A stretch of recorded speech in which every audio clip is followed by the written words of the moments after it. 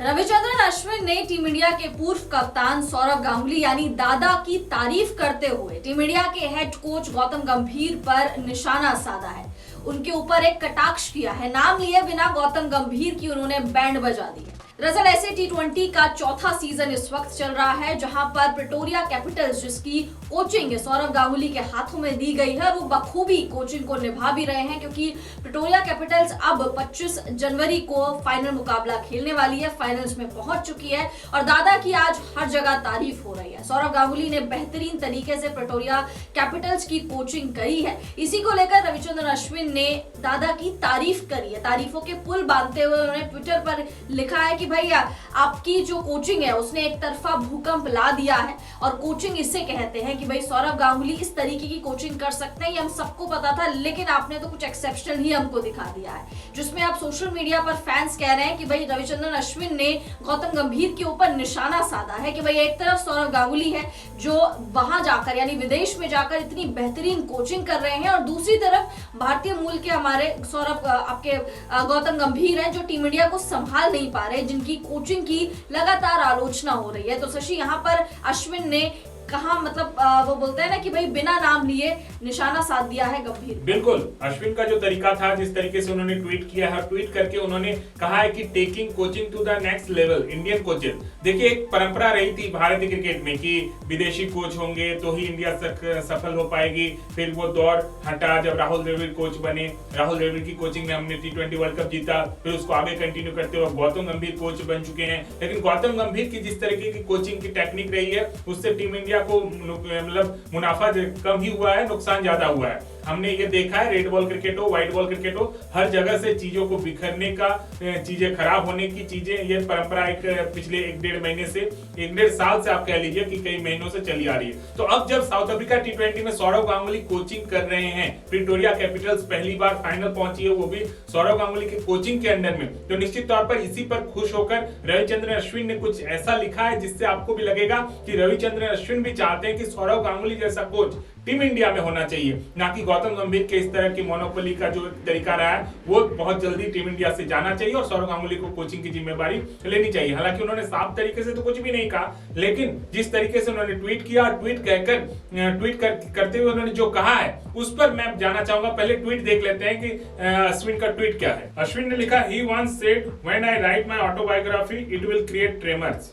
For now he is creating tremors in South Africa with his Pretoria Capitals team. His leadership has always been inspirational, and this one as a coach is no different. Taking Indian coaching to the world next level. ये बता रहे हैं अश्विन कि उनकी कप्तानी में तो हमने देखा ही है कि टीम इंडिया का कैसे आगे बढ़ी है। टीम इंडिया 2000 के दशक में जब उन्होंने कप्तानी संभाली थी, उसके बाद से टीम इंडिया को आगे की ओर ले गए हैं। जब वो कप्तानी संभाल रहे थे तब तो टीम इंडिया जो है 7वें-8वें रैंकिंग पर होती थी। फिर जब उन्होंने कप्तानी छोड़ा तो भारतीय टीम दूसरे रैंकिंग पर आ चुकी थी। तो हमने उनके कप्तानी के तो खूब जलवे देखे हैं। अब कोचिंग में भी सौरव गांगुली का जलवा देखने को मिला है, और सौरव गांगुली जब कोचिंग करते हैं तब इंडियन क्रिकेट की कोचिंग की बात इसलिए भी आ जाती है कि सौरव गांगुली से कई बार पूछा गया है कि आप क्या इंडिया टीम के कोच बनना चाहते हैं। इस पर उन्होंने कई बार अपनी इंटरेस्ट दिखाई है कि जी हाँ, मैं बनना चाहता हूं, टीम इंडिया को कोचिंग करना चाहता हूं। तो इन सारी चीजों को लेकर जब अश्विन ने ट्वीट किया तो निश्चित तौर पर एक क्रिकेट जगत में खबर बनी, हलचल मच गई कि क्या अब अगले कोच क्या सौरव गांगुली होंगे, अगर होंगे तो वो कितना अच्छा होगा, खराब होगा, इन सारी चीजों को लेकर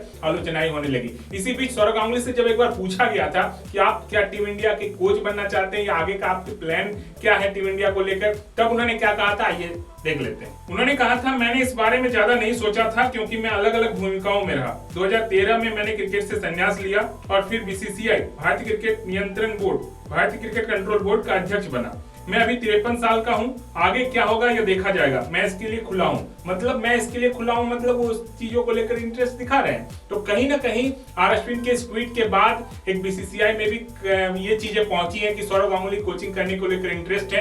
अगर 2026 के टी20 वर्ल्ड कप में चीजें टीम इंडिया के अनुकूल नहीं होती है, फिर गौतम गंभीर का जब पत्ता कटेगा तो निश्चित तौर पर अगले कंटेंडर अगर टीम इंडिया के कोचिंग के होंगे तो सबसे पहला नाम सौरव गांगुली का ही आएगा। और इसको लेकर हमने वीडियोस भी बनाए, हमने बताया है कि ये 3-4 कंटेंडर हैं जो कोच बन सकते हैं। उसमें सौरव गांगुली का नाम हमने तब भी पहले रखा था, और आज इस इंसिडेंट के बाद, रविचंद्रन अश्विन के ट्वीट के बाद, प्रिटोरिया कैपिटल्स के फाइनल पहुंचने के बाद भी हम कह रहे हैं कि अगर अगला कोई कोच है तो उसमें सबसे पहला नाम सौरव गांगुली का है। बिल्कुल, और इसीलिए हमने वो वीडियोस भी बनाई थी कि भाई लाइक टू लाइक रिप्लेसमेंट इस वक्त सौरव गांगुली ही नजर आ रहे हैं जो गौतम गंभीर जैसे कोच को रिप्लेस कर सकते हैं और गौतम गंभीर से बेहतर कोचिंग दिखा सकते हैं। इनके अंडर में टीम इंडिया बेहतरीन परफॉर्मेंस देती हुई भी आपको नजर आएगी। फिलहाल उम्मीद करेंगे कि इनकी जो टीम है प्रिटोरिया कैपिटल्स वो फाइनल का मुकाबला भी जीते, क्योंकि यहाँ तक आने के लिए बड़ी मेहनत करी है केशव महाराज, जो कि एक्सेप्शनल कप्तानी करते हुए नजर आ रहे हैं और इनके पास दादा का सपोर्ट है। तो आप सभी लोग जानते हैं कि जैसे कि अश्विन ने कहा कि भूकंप ला देंगे और वो भूकंप आ रहा है इनकी कोचिंग का।